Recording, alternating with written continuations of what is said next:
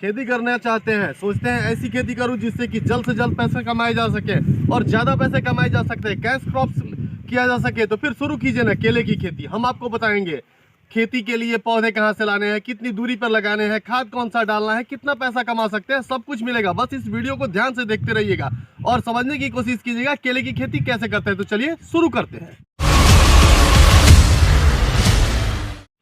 और अब हम पहुंच चुके हैं यहाँ पर सुगांव डीह, जिसको कि मैं आपको दिखा रहा था कि यहाँ पर किस तरह की खेती हो रही है। और यह चंपारण के लिए एक अनोखा प्रयोग है और इस प्रयोग को करने वाले प्रोफेसर रविंद्र और रामप्रीत जी, ये दोनों भाई हैं। इन दोनों भाइयों ने जो काम किया है, जिसके बारे में हम पहले से भी चर्चा करते आ रहे हैं, तो अब हम सीधे उनके पास पहुंचेंगे और सबसे पहले आपको ये दिखाएंगे कि किस तरह से ये खेती होती है, जो केले की खेती आप देख रहे हैं आपके सामने।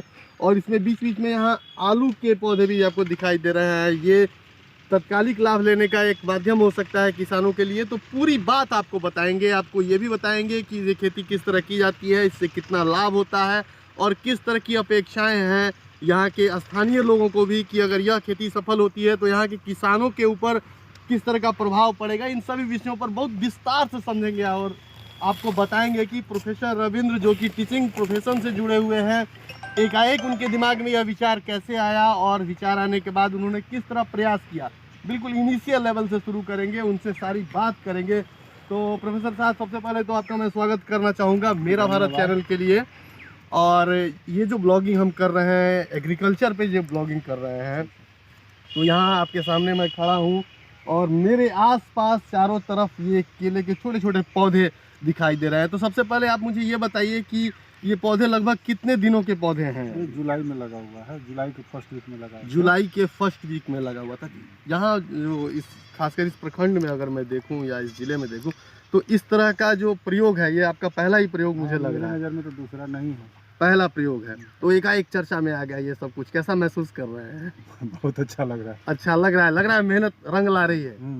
थोड़ा संतुष्टि तो होबे करता है कि चलिए ये भी किए हैं, तो लोगों को लग रहा है कि ठीक है, अच्छा लग रहा है, हम मतलब संतुष्ट हैं इससे। एक किसान जब अपने फसल को देखकर, जब उसके चेहरे पर जब मुस्कान आती है, लहलहाते फसलों को देखकर, तो आप भी समझ सकते हैं कितना मज़ा आता है।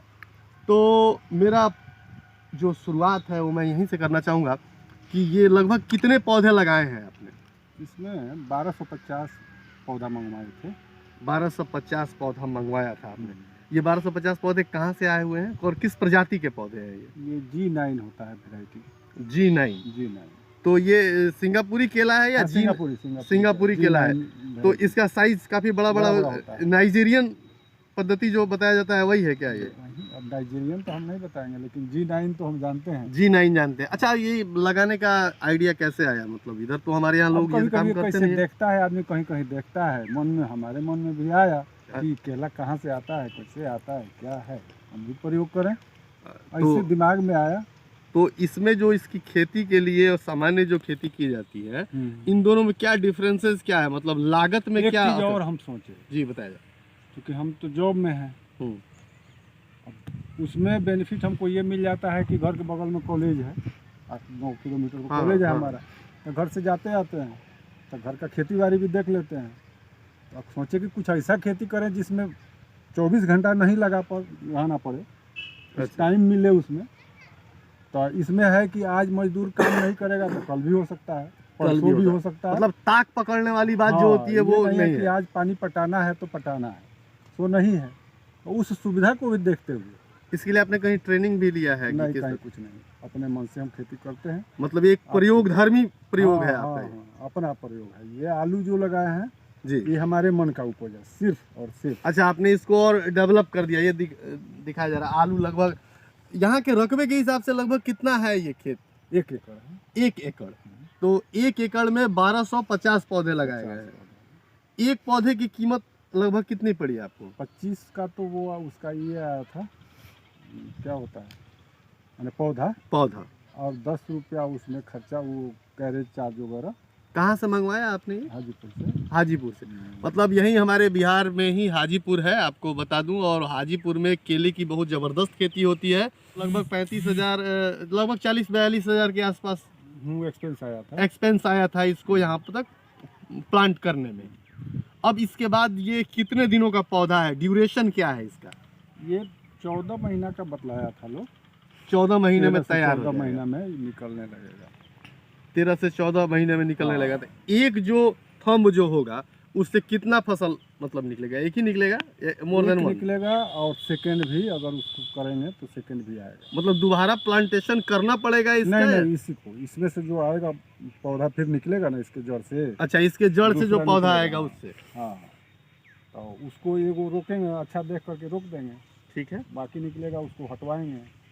बाकी को हटवाना पड़ेगा। हाँ, हटवाते रहना पड़ेगा। अभी तक जो आपका एक्सपेंस जो हुआ है इसमें जो लगवाने में, तो क्या लगता है ये आलू की जो खेती की है आपने, एक्सपेंस को कुछ बैलेंस करेगा ये? कुछ तो आएगा ही, आलू की खेती से कुछ एक्सपेंस कुछ तो बैलेंस हो आएगा, जाएगा निश्चित आपका। आएगा। और ये अभी जो मार्केट रेट चल रहा है हम्म। एक केले का, मतलब जैसे इससे जो घौद जो निकल के आएगा उसका क्या मार्केट, कुछ एनालिसिस तो किया ही होगा आपने कि? सुने हैं, सुनी सुनाई बात है कि 200-250 रुपये का वो निकल जाएगा। 200-250 रुपये का प्रति घौर जिसको कहते हैं। यहाँ घौद के हिसाब हाँ, से नहीं, यहाँ वो समझ भी लेते हैं। है और अथी पर भी बिकता है। रेट जो किलो का होता है, किलो और मार्केट में। दर्जन के हिसाब से भी हाँ, जो बिकता है। दर्जन का नहीं, किलो का है, हम्म। क्विंटल पर बिकता है।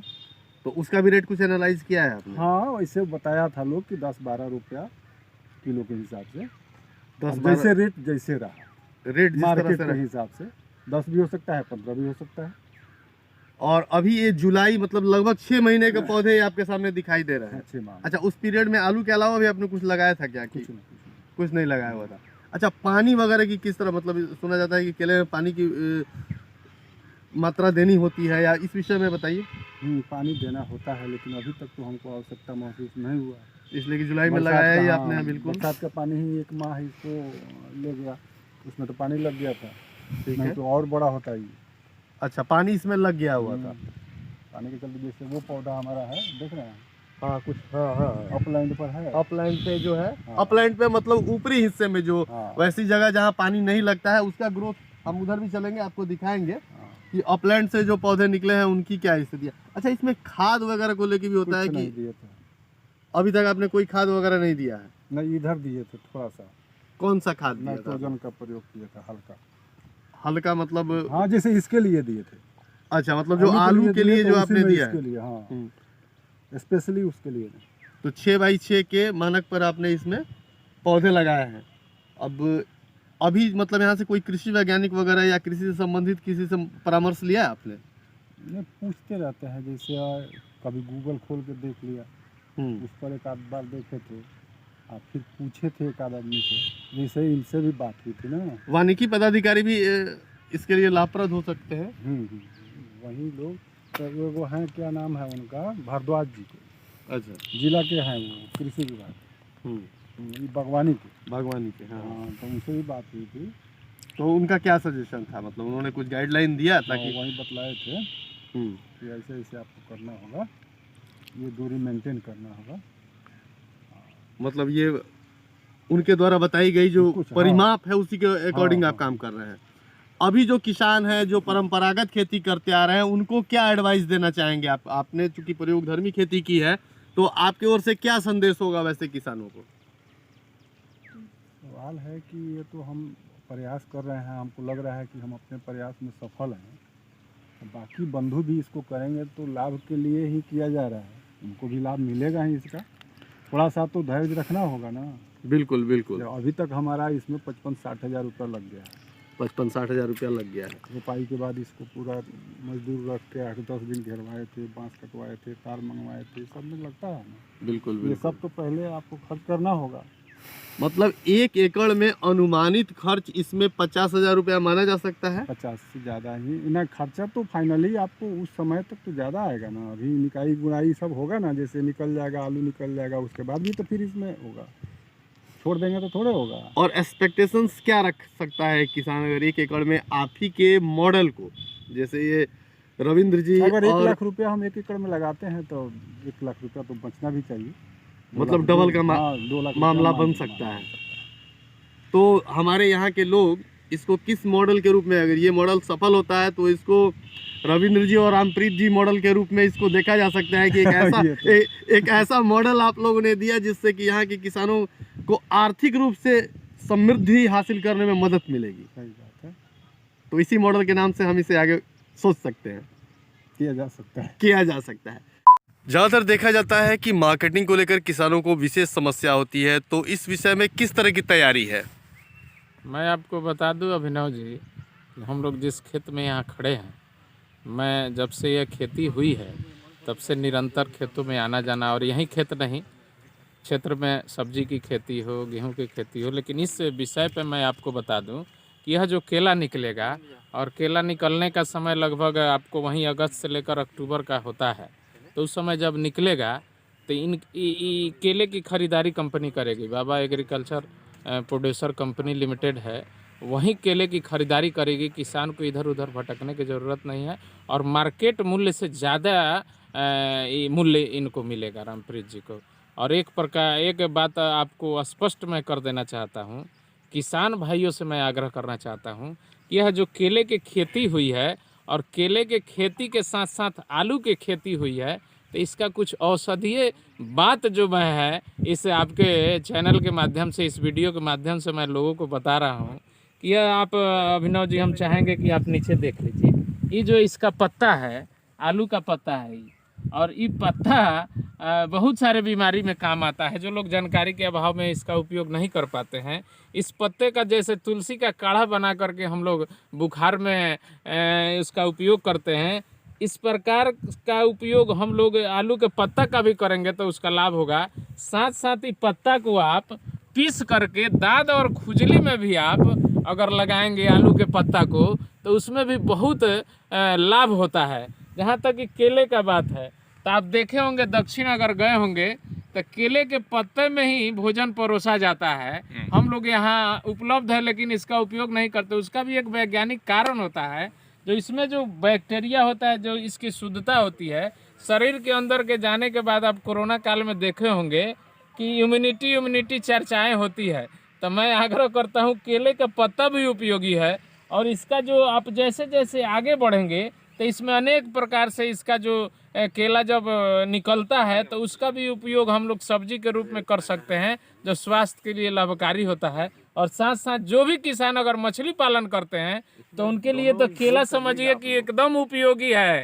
केला ले जाएं, केला के थम जो हम लोग केला काटने के बाद इसको हम फेंक देते हैं, लेकिन केला के थम का भी औषधीय गुण है और मछली पालन में बहुत लाभकारी है। अभिनव जी, आप के चैनल के माध्यम से हम कह रहे हैं कि इसका अनेक लाभ है। किसान से आग्रह है कि केला की खेती करें, और बीज का उपलब्धता हम लोग सारा उपलब्ध कराएंगे। मैं ये कहूँगा कि जो हमने अभी पौधा लगाया है, जिसमें आप देख रहे हैं केला प्लस आलू, उनका भी आ जाए, उन लोग बोल रहे हैं। अभी तक जो यहाँ ब्लॉक स्तर पर जो यहाँ होता है, आदमी आता है, सरकारी मतलब जो भी कर्मचारी होते हैं, अभी तक कोई देखने भी नहीं आया। और न तो सरकार से कभी कुछ मिलता है, न मिलने की उम्मीद आदमी रखता है। मैंने पिछले भी बयान दिया था, खादर की कमी है, हमारे दवा की कमी है, जो कि भटकना पड़ता है। ये चीज़ को सरकार सोचे, आपके माध्यम से आगे जाए, कम से कम लोग किसान को फ़ायदा हो।